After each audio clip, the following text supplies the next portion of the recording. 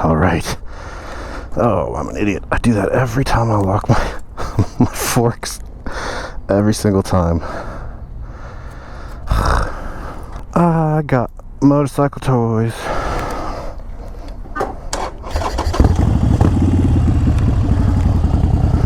I got motorcycle toys. I got motorcycle toys. Oh, I love getting stuff for my bike. Especially when it's like $260 worth of stuff and I don't have to pay for it. I love it.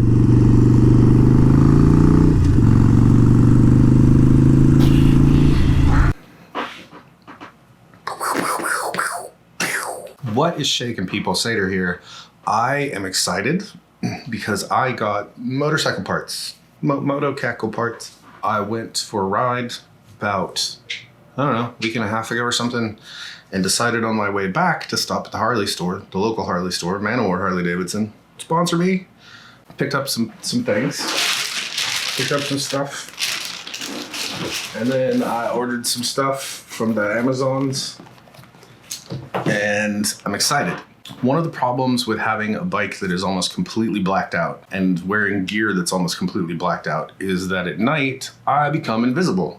Like literally the only thing that people can see is the lights on the bike, and the halogen bulbs that Harley Davidson puts in their Sportsters by default leave a lot to be desired. They're okay, they're fine, but you're invisible. Especially with a completely blacked out bike and halogen lights, you're invisible. So on my 883, I had replaced the headlight with a cheap knockoff thing from Amazon. It was a gift and it was super cool and it worked perfect and I loved it. But one thing I never got the chance to do was to change out my turn signals. So stopped by the Harley store. Was not planning on getting anything, but I wanted to look at what their options were for LED inserts for the turn signals. Harley Davidson has their own like branded LED inserts and their own LED light bulbs, the Daymakers, or the LED headlights, the Daymakers. Here's the problem.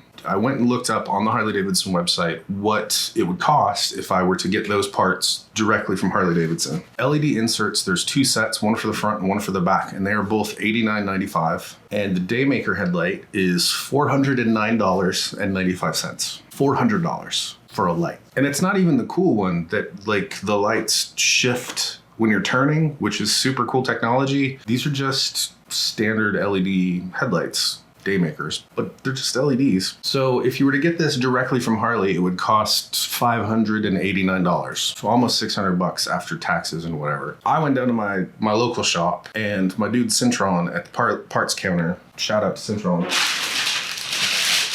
hooked me up with some stuff.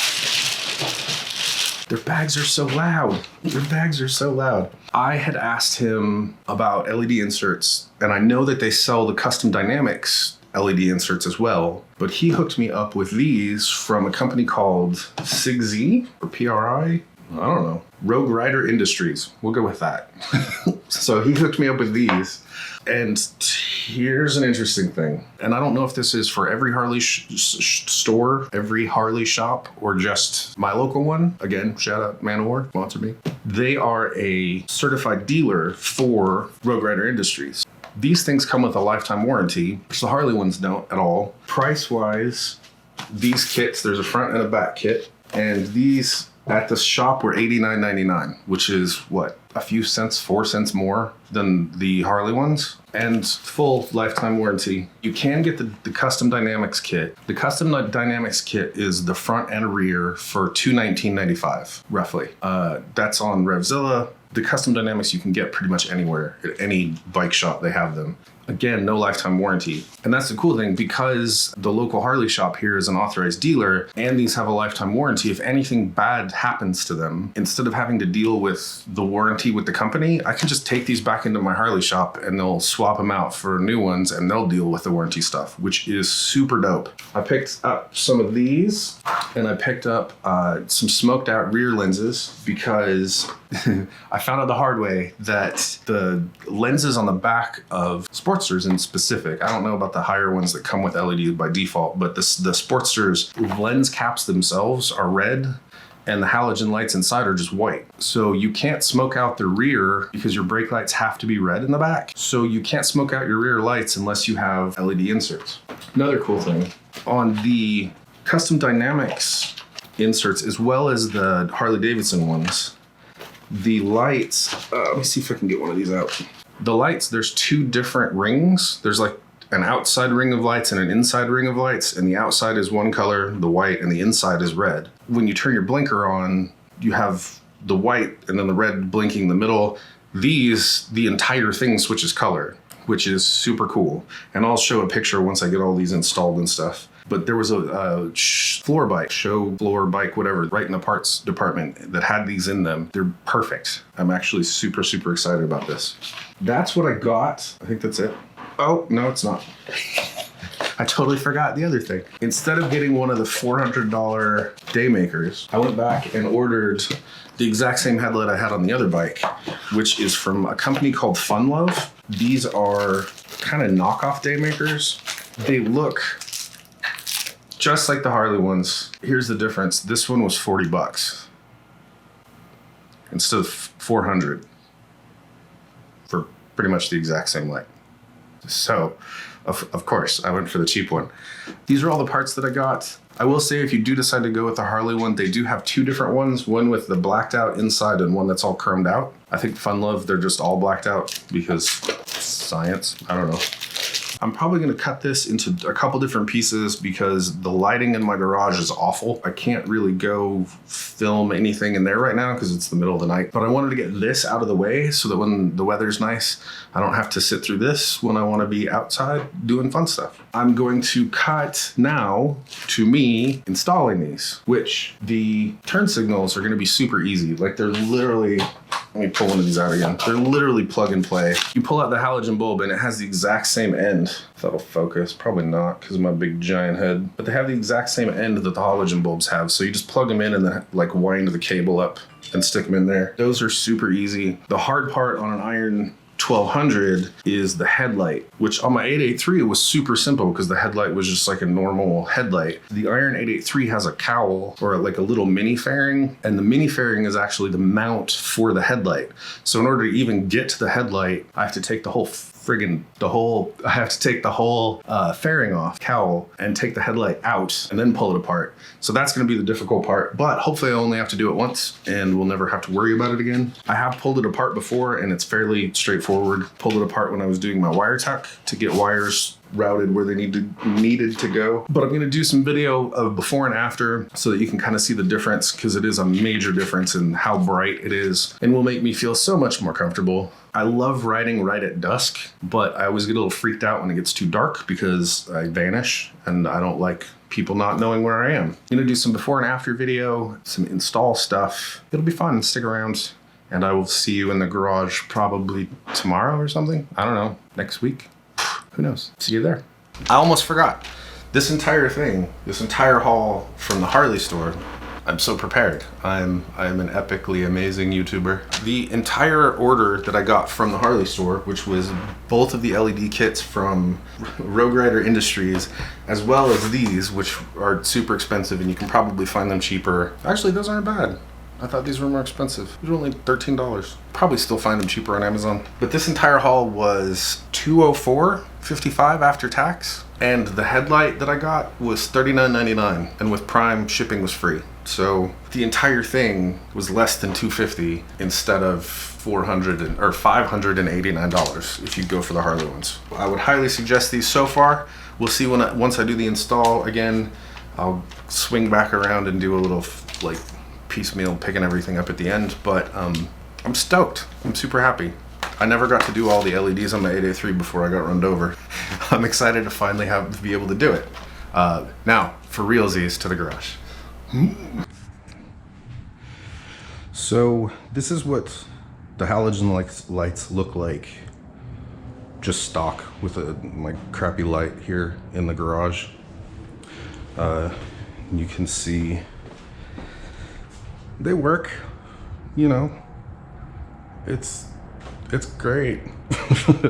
But I wanted to get a before and after so that you could see the difference. So here it is with no lights at all.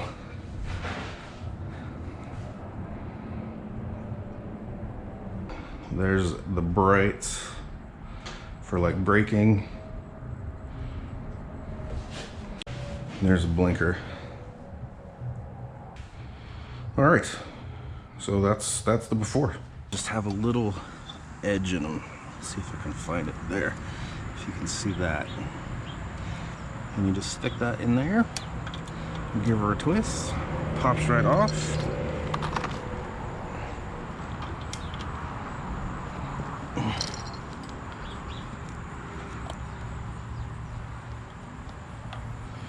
There's those.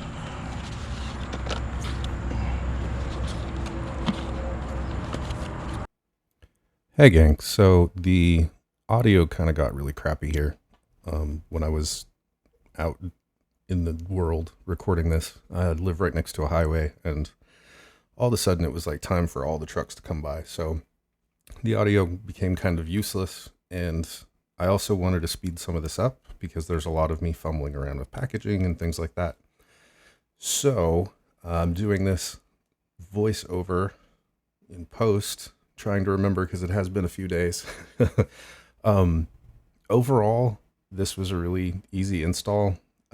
You'll see here in a second that there was one thing with the turn signals that I had trouble with, but it even said in the instructions like how to deal with it. And then of course, taking apart the cowl on the front and dealing with all that was kind of a nightmare, but we'll get to that in a minute. As you can see, I'm having trouble here getting it all together. So these inserts are so tight that unless you trim, let me rewind, you can see me fighting with it. I eventually go and get a knife. There is a tiny black gasket that holds the reflector part of the turn signal in place. And that gasket is just big enough sticking outside of the reflector part that it takes up too much space, and there's not enough space to actually get the turn signal light in there. So according to the instructions, you do exactly what I'm doing here and just kind of trim away the excess of that rubber strip. And it is a very, very tight fit. Like you got to get, I had to fight with each one of them. But once I figured out what was going on, it was fairly easy. Just took actually figuring it out.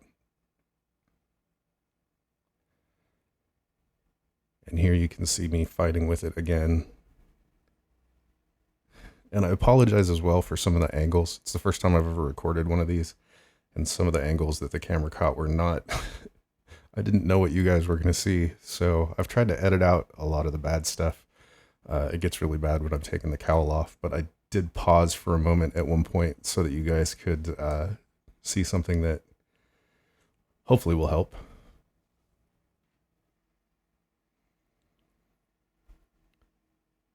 Once I got the first one in, the other three were a lot easier to deal with. So this first one actually took the longest. And once I got that and realized I was going to have to cut that little rubber thing out of all of them, it went a little faster. It is a little awkward. The knife angle, like on these back turn signals, it's hard because there's a tire right there. So you have to kind of fight to get the outside edge trimmed off. And then on the front, I have my turn signals mounted down on the forks. And the fork was kind of getting in the way when I was trying to get the outsides, but not too bad. Those little things are hard to get out of there because it's just the tiniest little strip of rubber. So even just getting the knife to parts of it was difficult, but nothing I couldn't handle. Look at that skill. Amazing, amazing knife work.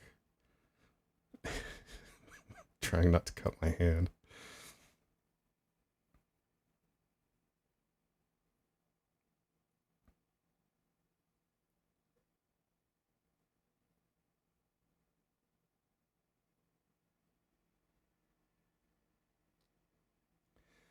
They are very, very tight. The cord has to kind of wrap up behind the LED, and it's just an extremely tight fit for everything.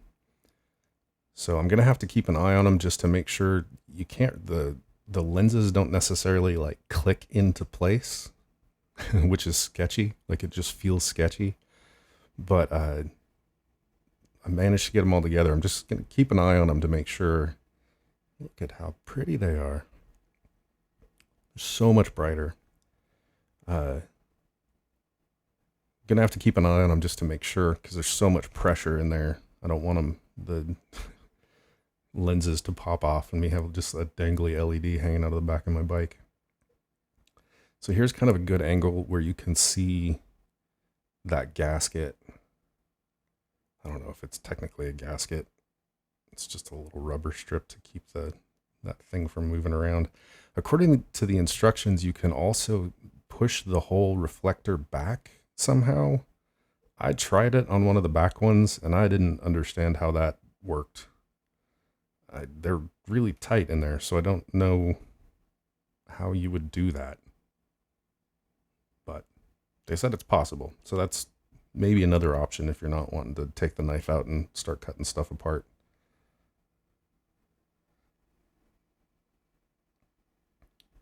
More amazing filming work with my hand right in front of the camera. I've never recorded. I had my GoPro strapped to my forehead, which I knew was not going to be the best angle. But it's impossible to tell like what the camera can see when you're working on stuff.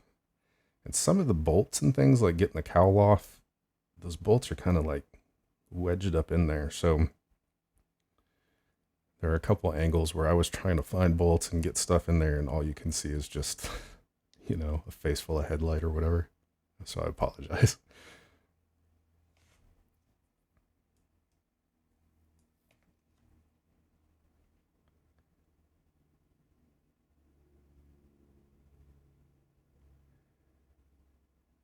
There you can see how tight you have to kind of wrap all that stuff up in there.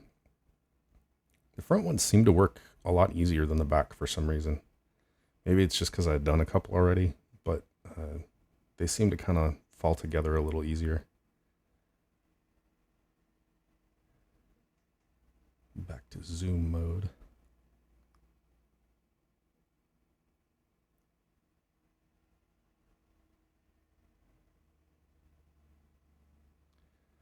All in all, the whole thing didn't take me very long to do either. I took a break about halfway through before I pulled the cowl and stuff off, or maybe right after, I can't remember, and stopped just to get some water. But even with dealing with the GoPro and recording and having to do it out kind of outside of my garage, which I'm not, oh, look how pretty it is. Here you can see, oh no. So here's where I start taking the cowl apart, and you can see the bolt there. There's one on either side, and those two bolts hold the whole cowl and headlamp assembly together. And here's my second screw up, and not necessarily a screw up. It just, if you're running a stock iron 1200, it's going to be a lot easier for you. So I did a wire tuck, and when I did the wire tuck, the wiring harness in the front where all the electronics plug in is just a bunch of plugs, and it looked really bad leaving them out just kind of in the open. It looked like a hot dog with a squid coming out of the end of it. I'm going to pause my rambling. Those are the two bolts that you need to take out in order to take the cowl off. One thing to keep in mind is there is a spacer. That little shiny silver part is a spacer between the cowl and the headlamp, and those things disappear. Like the minute you take them off or touch them, they go flying. So keep that in mind, and also remember to put them back when you put everything back together. I totally spaced putting those spacers back in, totally forgot, and had to go back and like kind of pull everything apart, put it all back together again. So those are there. That arrow is pointing to a little hole.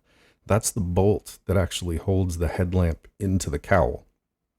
So once you take those two red areaed bolts off, That'll let the whole thing fall forward, and then that bolt there lets you take the whole headlight out. And then from there, we'll go back to what I was babbling about before. So when I did my wire tuck, I wrapped all of those plugs up in the wire tuck with everything else. If you don't have a wire tuck or yours is available or that you can get to it, there's actually a plug that lets you completely unplug the whole headlamp and headlight and everything. Taking it out would have been 1,000 times easier than doing it the way that I did. Just the screw that holds the retainer that holds the headlight in, there's one tiny little screw on it and a little bolt on the other side. And I'm fighting with it. You can barely see. It's such a bad camera angle right there. So it's so tiny, and it just would have been so much easier if I could get the headlight away from all of that other stuff, which I couldn't do because my plug is wrapped up with the wire tuck. So if you don't have a wire tuck, you probably have it a lot easier.